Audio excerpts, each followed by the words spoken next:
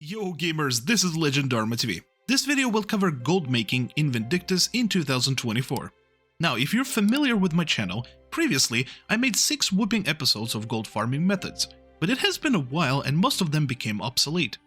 Also, a very important role here plays the fact that Vindictus is a game where you can hardly find any consistent income in terms of raw gold. 99% of all gold income in this game comes from getting X item and sell it for X amount on the marketplace. Nevertheless, there is one path in particular that might sound and look quite daunting, but is 100% consistent and also entails opening extra routes for you to make more gold in the future. Please enjoy. Leveling characters. That's right, ladies and gentlemen, the most consistent S-tier way of making gold in Vindictus is by leveling up a character. At first glance it might look quite inefficient, but it gets better the further you go into the seasons. Season 1. The first season you will hardly earn gold, but in the grand scheme of things it's a good start. Simply follow the story progression mode and finish quests to earn small sums of coins. Season 1 takes about 3 to 5 hours to complete, depending on how much grind you put into it. At the end of Season 1, as shown on the screenshot, I have made 2,400,000 gold. That also includes me repairing once for about 50k gold and unlocking all of my skills that also cost a super tiny fee. Season 2. The next season is way faster than the previous one. It took me under 2 hours of non-stop playing to complete it.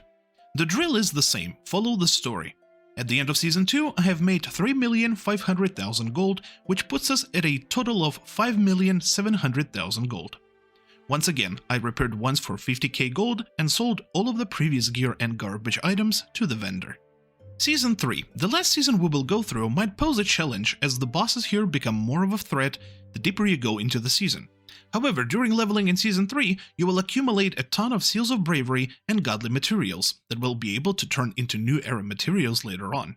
About 3 more hours into following the story, you will arrive to Claire. This is a soft cap spot, and at this point my gold raised to 12,500,000 gold. If you're familiar with the rest of the bosses after Claire, you can go for the hard cap. Continue the story, defeat Aiden, and do all of the dialogues at the start of Season 4, until your next mission will be to defeat Caesar. This is where this path ends. You will accumulate extra 2,300,000 gold within an hour, and this will put us at a grand total of 15 million gold. Now you might ask, hold up, this is quite daunting and 15 million gold is hardly a good income. But that's just one character. And also, the more characters you level, the stronger your Vanguard buff will become. That will help your current main and then a future main that you might gear transfer to. Also, every character you level will be able to do Royal Army raids, which will allow you to farm even more without requiring any gear whatsoever. The final verdict on this path is as follows.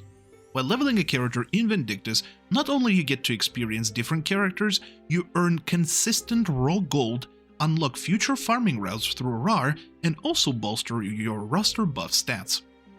Royal Army Raids. RAR is the second best way to earn gold in this game. Given that this place requires no gear whatsoever, you can simply finish leveling your character at level 105, grab free gear, and spam Royal Army Raids daily as much as you want. RAR drops green, blue, and orange bottles.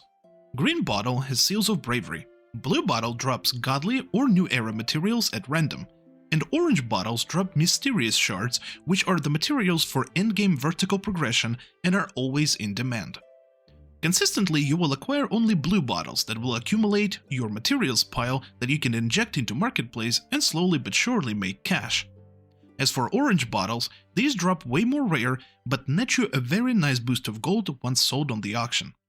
Remember that the more characters you have, the more Royal Army raids you can do daily, so more blue bottles with guaranteed materials and more chances to acquire orange bottle for jackpot gold. Red Moon's Energy. Finally on the list is RME. These battles require you to at least have free gear, and even in that gear it might take a bit of time, as your damage there will be considerably lower than expected. These missions are a modern throwback to old farming locations like Ship Graveyard, Ortile Castle, or Hilder Forest.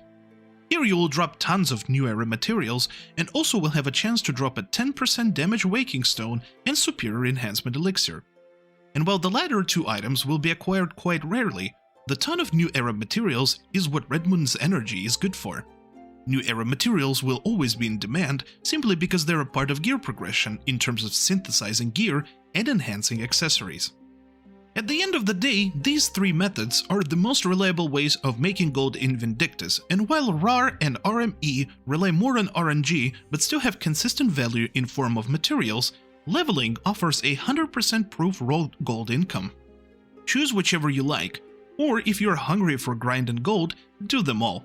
Alternatively, you can stick to raiding and prey on RNG rare drops, but remember that raids require you to progress with your gear, and the raids are not as good as one might think.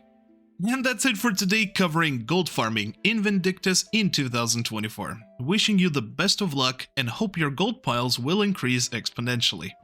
Should you have any further questions, leave them in the comment section below. Thank you so much for watching. Love you 3000, stay safe, and see you next time.